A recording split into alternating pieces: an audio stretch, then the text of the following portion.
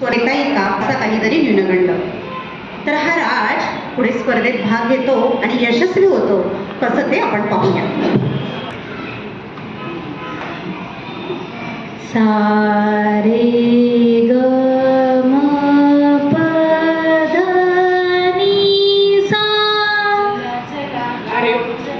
आनंदाचे गा. काही सांग ना, हा काय लागतोय, मला डिस्टर्ब करतोय, मी प्रॅक्टिस करतेय. चला आनंदाचे गाणे. सांगा हो बाबा जरा.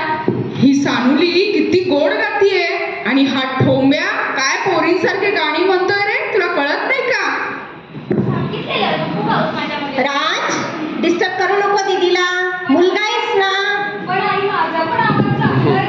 अरे तुझ्या भविष्याचं काय, आवाजाने काय करणार आहे? तो दादा बघ किती मोठं पॅकेज मिळालं त्याला, गाणे गात बसला. अजिबात गाणं वगैरे म्हणत बसायचं नाही. गाणं म्हणणं ही मुलींची कामं, मुलांना कशाला पाहिजे हे गाणं, हे याचं वेळ. चांगला अभ्यास करायचा, चांगले मार्क मिळवायचे, ते गाणं बिणं सगळं बंद झालं पाहिजे.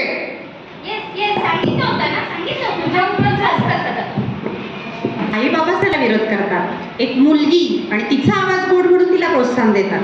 पण राजा मात्र नेहमीच खच्चीकरण त्याच्या मनाचं. त्याला गायची आवड आहे पण तो गाऊ शकत नाही. का? त्याने गाणं बिणं काही म्हणायचं नाही. तर शाळेतील प्रसंग आता सादर करीत आहोत. परिपाठाची वेळ आहे.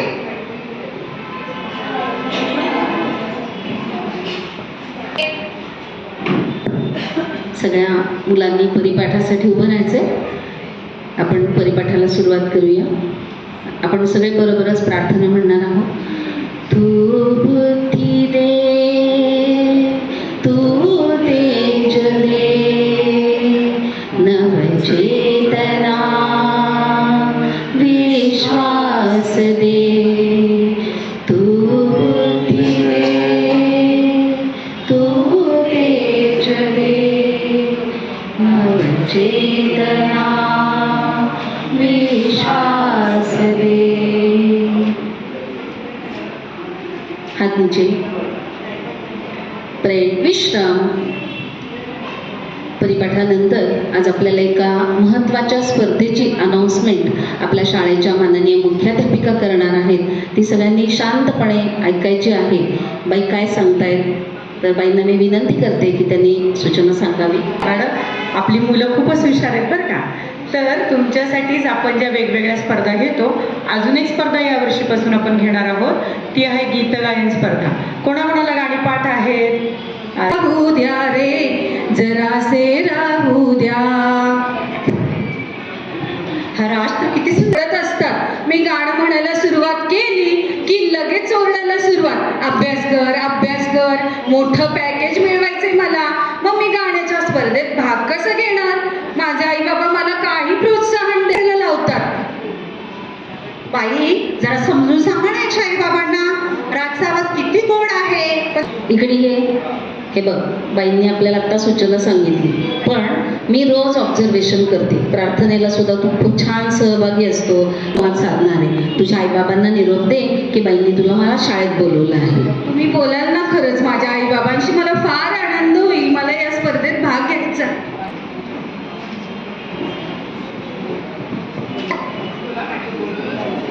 नमस्कार, तुम्ही राजचे आहे बाबा. तुम्हाला बोलवलं याच्यासाठी शाळेमध्ये की आपल्या एक स्पर्धा आहे. ती आंतरराष्ट्रीय लेवलची स्पर्धा आहे आणि आमच्या निरीक्षणानुसार तुमचा राज अतिशय उत्तम गाणं गातो. तर या स्पर्धेमध्ये आम्ही त्याला निवडणार आहोत आणि त्याच्याकडून छान प्रॅक्टिस पण करून घेणार आहोत.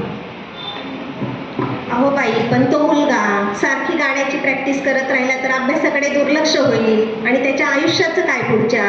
गाण्यातच अडकला तर त्याचा अभ्यासाकडे दुर्लक्ष होईल ना. त्याच्याच भविष्याची काळजी वाटते हो आम्हाला, बाकी नाही काही. नाही, त्याला गाण्याच्या स्पर्धेत वगैरे भाग घेऊ नका. त्यापेक्षा तुमच्याकडे मराठी ऑलिम्पियाड, गणित ऑलिम्पियाड अशा ज्या काही स्पर्धा आहेत अभ्यासाच्या बाबतीत, त्याच्यामध्ये त्याला सहभागी करून घ्या. राजचे आई आणि बाबा दोघांनी एक लक्षात ठेवा, अभ्यास करताना फक्त विषयामध्येच त्याला नैपुण्य मिळायला पाहिजे असं नाही. गायन ही सुद्धा एक कला आहे.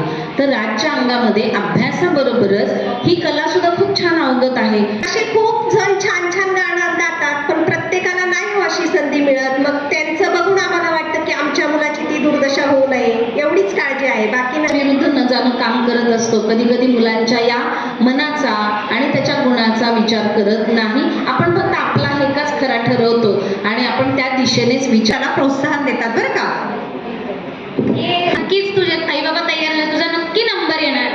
हो, तू घरी प्रॅक्टिस वगैरे कर, नक्कीच तुला पहिला नंबर येईल. मला तर फार आनंद झालाय. आता मला माझ्या आवडी जरासे राहू द्या रे, जरासे राहू द्या, हा देश माझा याचे भान, जरासे राहू द्या रे, जरासे राहू द्या, हा उंच हिमालय माझा, हा विशाल सागर माझा, हा उंच हिमालय माझा, हा विशाल सागर माझा, या गंगा यमुना शेती धरती बाग बगीचा माझा, या गंगा यमुना शेती धरती बाग बगीचा माझा, अभिलाषायाची धरिता कुणी नजर वाकडी करिता, अभिलाषायाची धरिता कुणी नजर वाकडी करिता, वया स्फुरणा फुले गाऊ पाहू द्या रे,